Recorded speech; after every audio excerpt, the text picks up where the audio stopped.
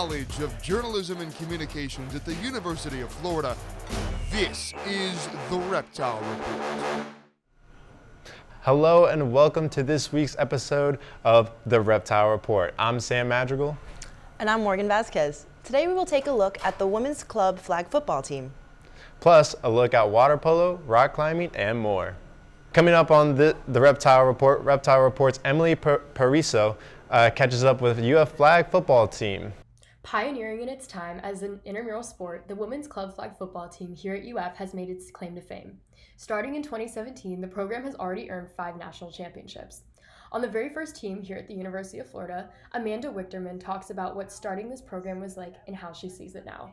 And to now, first team, there were so few girls on the team. A lot of us had never played flag football before, and it was just a lot of learning, versus now we're learning really tricky plays, versus back then it was the basics. So it's kind of cool to see the evolution of it over time. I also got the chance to speak with Alex Kirkner, the former club president for the past 3 years.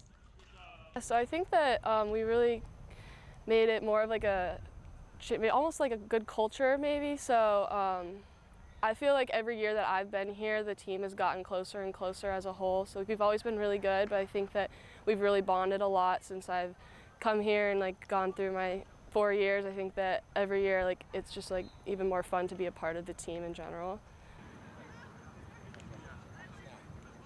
Holding this position, she also spoke about some of the challenges the team faced.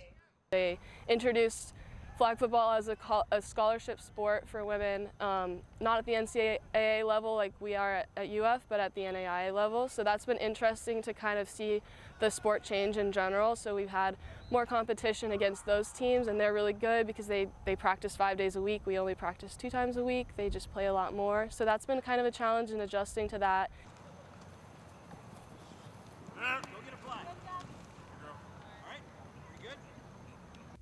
Following Alex, current club president and quarterback Mika Rowe plans to carry on this success to the new season.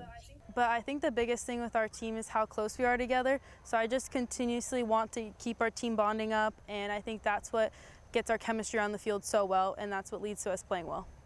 I think you can see at practice we have a lot of fun. Obviously we're serious when we need to be, but we do have a lot of fun.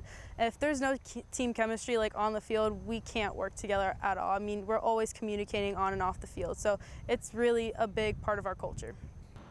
Along with the great leadership that comes with this team, standout player Macy Johnsich was made the youngest player to compete on the women's national team. Yeah, so I started playing flag football when I was 6 years old.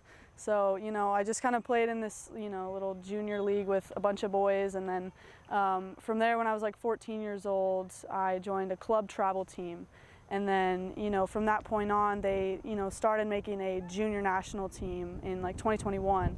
And I was invited to try out for that, and I made the 15U national team. And then the next year I made the 17U national team, which was so cool. And then the next year I made the women's team, fortunately. So, it's been a long journey, but it's, I'm so thankful for everything. I asked Macy what advice she would give to others seeing her amazing success at such a young age. Yeah, I would say just get involved with as many opportunities as possible and kind of, reach out and learn from people who you think can, help improve your game, because a lot of the reason why I made it, to the national team is because I took advantage of all the opportunities that were given to me. I traveled around the country since I was 14. Not a lot of people get to do that, really, and I'm so grateful for that. But I would just tell people to, push yourself and try to get out of your comfort zone. Flag football, a growing sport, has not been recognized by the Olympic Committee until now. In October 2023, the committee announced that flag football would be included in the LA 28 Olympic program. Here's what some of the team had to say about this.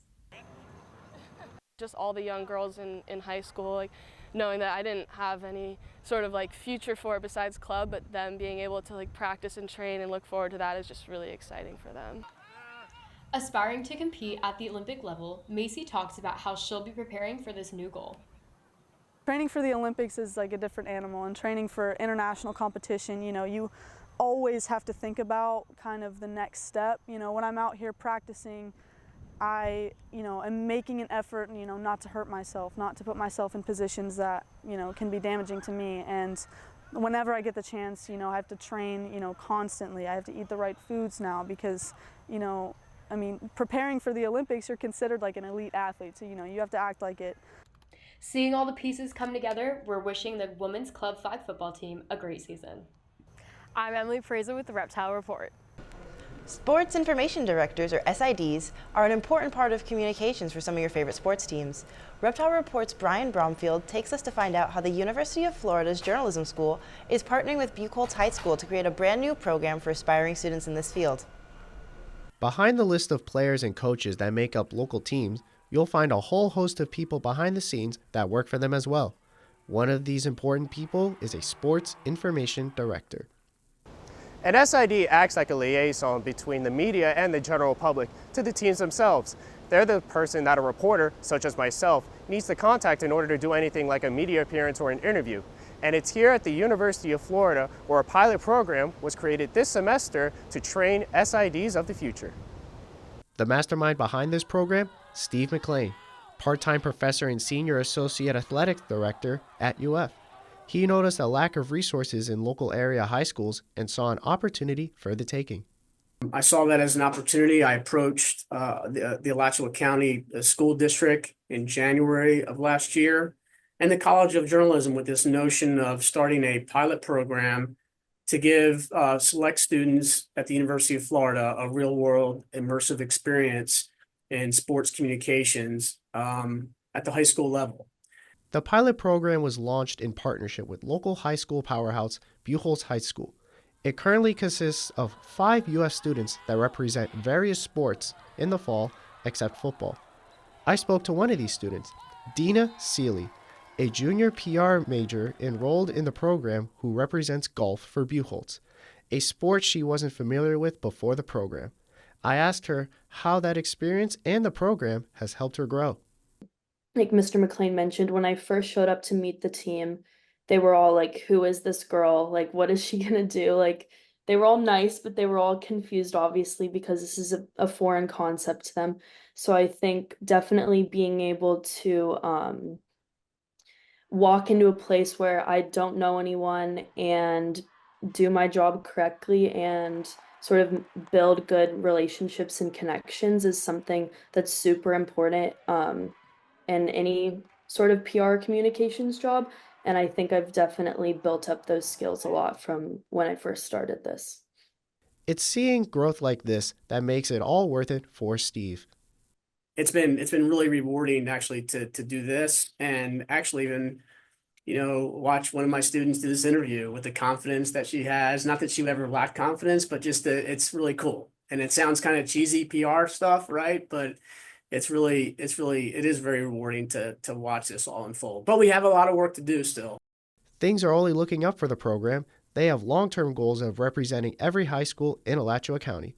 Applications are open now, and they close November 30th. For a Reptile Report, I'm Brian Bromfield. Men's Club Water Polo hosted 20 teams from across the nation in the Water Polo Collegiate National Championships. Reptile Report's Morgan Vasquez takes a deeper dive into the event and why it meant more for the Gators.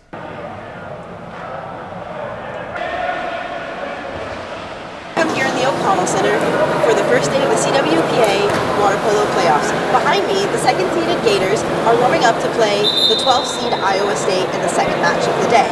If they win, they'll keep advancing tomorrow. I think there's a lot of people feeling unfulfilled from last season, the finals game, and I think that's been a major driving force, was trying to set that record with the team and bring the first championship home. We're trying to stay level-headed.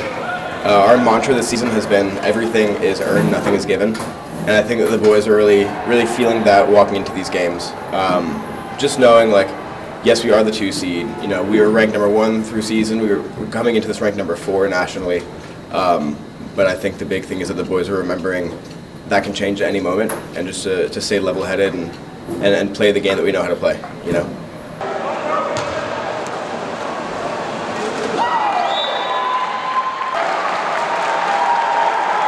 Yeah, so for me, the biggest message that I have is to really go out there and put their full effort into the game, to go into it, to get the right amount of warm-up they need, the right practice, and to really build each other up. That's the biggest thing for me, is that we all need to act perfectly in sync if we're going to go into this game and we're going to win. If we're going to go out throughout this tournament, if we're going to win this championship, we need to work together, and we need to all come together and do everything right in order to win this. In the Iowa State game, the Gators were immediately dominant. They went into the half up 17-3. They were able to play the entire team over the course of the match and ended with a final score of 27-5. Tomorrow, they will play Boston University.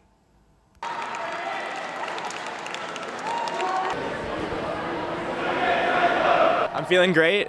Great start. We won by over 20. Good warm up into it. And tomorrow we're going to really bring it. We're going to have 2 big games. So I think the team's ready for it.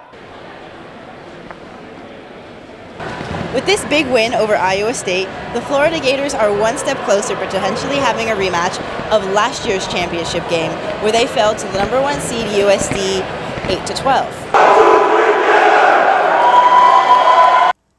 Day 2 at the CWPA Championship weekend. From the start of the game, the Gators struggled defensively against the Terriers. At one point, they were playing with 2 men down in the penalty box. The game always remained close, with neither team going up more than 1 or 2 points over the course of the half. After a tense halftime, the Gators decided to switch out their starting goalie and went into a second-half rally to tie the game. But a judgment call from the referee with less than a minute left resulted in a turnover to the Terriers, who ran out the clock to beat the Gators 13-12, ending their season and their championship run.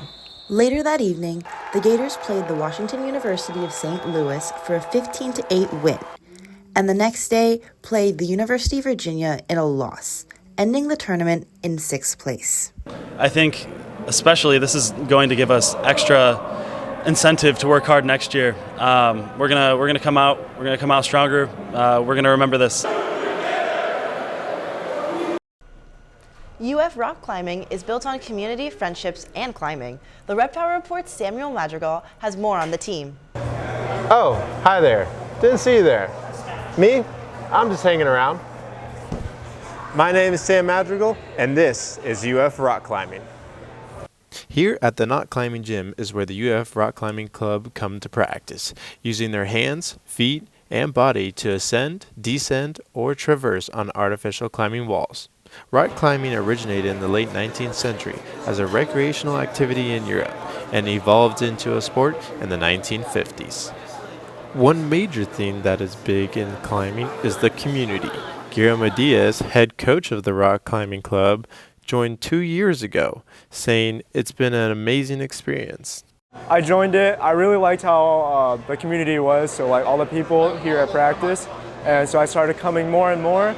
And eventually I signed up for the e-board, so I was secretary last year, and I really got into a lot of like I got to meet a lot of the more of the community, more of the rock climbing community, and here at UF and other places. And this year I signed up to be head coach, and it's been amazing so far. I've met even more people in the community, and it's just been an amazing experience. We all know rock climbing isn't easy, so what training and dedication does it take to mount the walls? I think something that got mentioned a while ago that really makes sense to me is like climbing is a super social sport, and I think it has to be because most of climbing is failing. Most of the time you spend during your session is falling off of the route that you're trying, and I think that really unites a lot of the people here because you've just developed this sense of humor for falling off the route, and it becomes something that bonds you. I think the thing that distinguishes a normal athlete from a climber is their fingers. Like, our fingers are totally ridiculous. And I think your tendons just end up becoming so much stronger. And that's the main determiner between who's going to be a strong climber and who isn't. And the training that we do trains our fingers, right? So I think that's the main bit of strength that distinguishes a climber from a non-climber. Freshman Samuel Schweitzer, who joined the club this fall, seems to have found a new place to call home. It's been great. Since joining the club, I've had a bunch of fun. I mean, I know basically all the recurring members now. We're all friends. We all talk about climbing and just other stuff in life. It's just fun to hang out. Guillermo Diaz encourages anyone to come out and join the UF Rock Climbing Club. I think I would just tell them to just give it a try. It's a really friendly, welcoming experience. The community is great. Everyone is so supportive of anyone that's on the wall, beginning or advanced or expert. So I would just tell them to just give it a try. Sam Madrigal from Reptile Report. Well, that's it for this episode of the Reptile Report. If you would like to watch previous versions of the Reptile Report, you can follow us at Reptile Report TV. I'm Sam Madrigal. And I'm Morgan Vasquez. Thanks for watching.